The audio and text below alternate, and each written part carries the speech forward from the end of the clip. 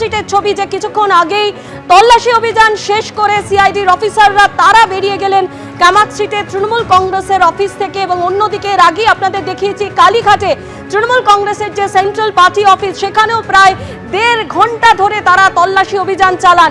এই মুহূর্তে কামাক স্ট্রিটের ছবি আপনাদের সামনে তুলে ধরছি। নতুন তুমি যেমনটা বলছিলে যে সিআইডির তরফে কি পদক্ষেপ নেওয়া হতে পারে অভিষেক বন্দ্যোপাধ্যায়ের বিরুদ্ধে, সেক্ষেত্রে দেখো, যেটা আমি বলছিলাম আগে, যে সিআইডির হাতে এখন দুটো রাস্তা রয়েছে। এক হচ্ছে অভিষেক বন্দ্যোপাধ্যায়কে ফের নোটিশ পাঠানো, আর 2 হচ্ছে হাইকোর্টে এই মামলার জন্য অপেক্ষা করা।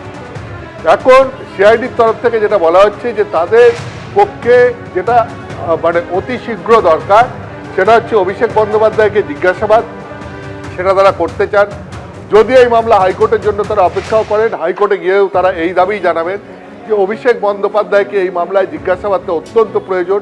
কারণ ইতিমধ্যেই এমএলএদের স্টেটমেন্ট রেকর্ড করা হয়ে গেছে।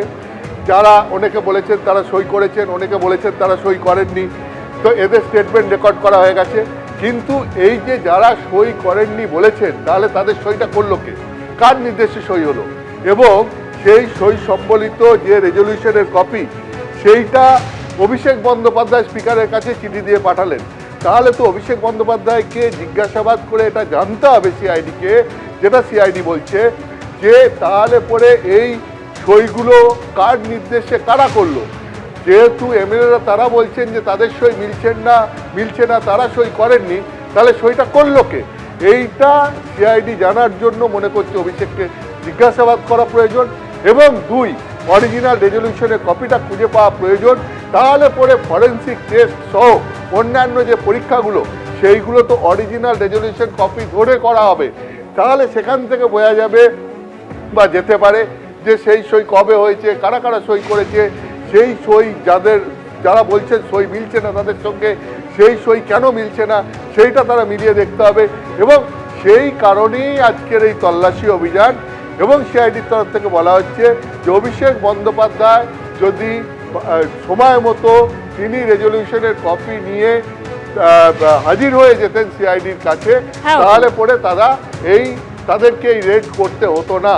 যেহেতু অভিষেক বন্দ্যোপাধ্যায় সময় মতো রেজলিউশনের কপি নিয়ে ভবানী ভবনে হাজির হননি, সেই কারণেই তদন্তের স্বার্থে তারা এই তল্লাশি অভিযান চালিয়েছেন বলে সিআইডির দাবি। তৃণমূল তো বহু চুরি করেছে, বাংলার মানুষ 15 বছর দেখলো কত রকমের চুরি হয়। কিন্তু বিধায়করা যে সই চুরি করে, এটা আমরা আবার নতুনভাবে দেখলাম। এবং সেখানে অভিষেক ব্যানার্জি একটি চিঠি এসেছিল সামনে, আমাদের সবার সামনে, যেখানে উনি বলছেন যে শোভনদেব বাবুকে করার জন্য, লিডার অফ অপোজিশন, তিনি সাংসদ হিসেবে তো বিধায়কের ব্যাপারে কথা বলতে পারেন না, ওয়েস্ট বেঙ্গল লেজিসলেটিভ অ্যাসেম্বলির ব্যাপারে কথা বলতে পারেন না। সুতরাং সেই হিসেবে সিআইডি তাকে ডেকেছে।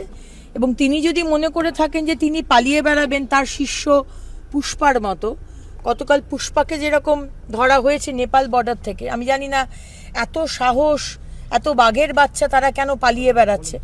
সেরকমই যুবরাজ অভিষেক ব্যানার্জিকেও বলবো, না এলে যে পার পেয়ে যাবেন তা কিন্তু নয়। সুতরাং যদি সই জাল করে থাকে কেউ, বা আপনি চিঠিটা করে থাকেন, কি বিষয়, সেটা কিন্তু সিআইডিকে আপনাকে জানাতে হবে। এবিপি আনন্দ, এগিয়ে থাকে, এগিয়ে রাখে।